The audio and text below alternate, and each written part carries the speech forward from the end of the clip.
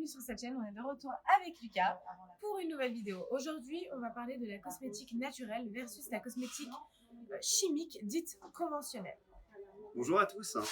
La différence principale entre la cosmétique chimique dite conventionnelle et la cosmétique naturelle, c'est surtout les ingrédients qui sont utilisés. Dans la cosmétique conventionnelle, on utilise des huiles minérales dérivées pétrochimiques qui restent en surface. L'effet concrètement sur la peau, sur le moment, on applique et on fait waouh. Parce que toute cette huile reste en surface, ça ne peut pas pénétrer dans votre peau parce que ce sont des choses que votre corps reconnaît comme dangereuses. Par contre, elles s'évaporent au fur et à mesure du temps et vous donnent l'impression qu'elles ont pénétré.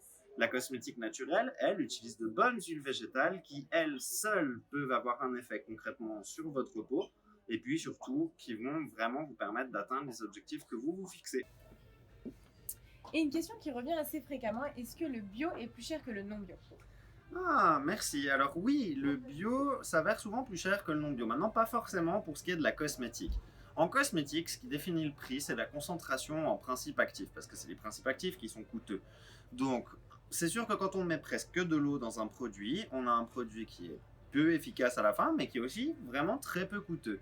Nous, on vous propose des produits très concentrés en principes actifs et à petit prix. Notre mission, avant tout, est de permettre à tout le monde d'utiliser du bio. On fait du bio accessible à tous. Mais au-delà de ça, on a aussi une façon intelligente de faire les choses. On a réduit les dépenses sur les packaging, sur toutes ces choses-là, sur les budgets publicitaires, ce qui nous permet évidemment de vous proposer toujours les meilleurs prix possibles pour un produit de très grande qualité. Mais au final, Lucas, dis-nous si le bio est réellement efficace.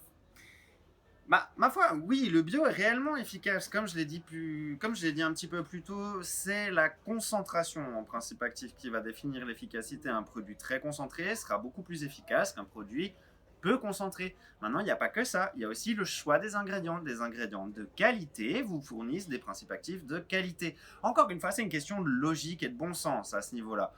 Et encore une fois, toujours sur les ingrédients, ce sont les ingrédients d'origine végétale qui ont une composition chimique faite pour pénétrer votre peau, qui peuvent pénétrer votre peau, là où les ingrédients chimiques, eux, restent en surface. Et chez Sodina, on va vraiment favoriser les ingrédients qui sont nobles et rares, comme par exemple la rose de Damas, l'argan ou le pépin de figue de Barbarie. Et c'est ce qui va aussi rejoindre sur ce que tu disais, qui va rendre un produit assez efficace. Mais il n'y a pas que ça, il y a aussi le type de peau qui va venir entrer en rigueur. Si vous ne connaissez pas votre type de peau, vous allez rarement trouver un produit qui va correspondre à vos attentes et vous allez avoir du mal à avoir le résultat escompté. Chez Sodina, on fait aussi beaucoup de suivi, des diagnostics de peau qui vont vous permettre d'avoir des produits qui correspondent à votre type de peau, qui soient sains et qui en plus de ça sont naturels et bio.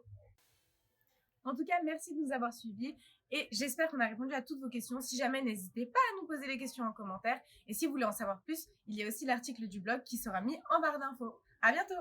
Au plaisir.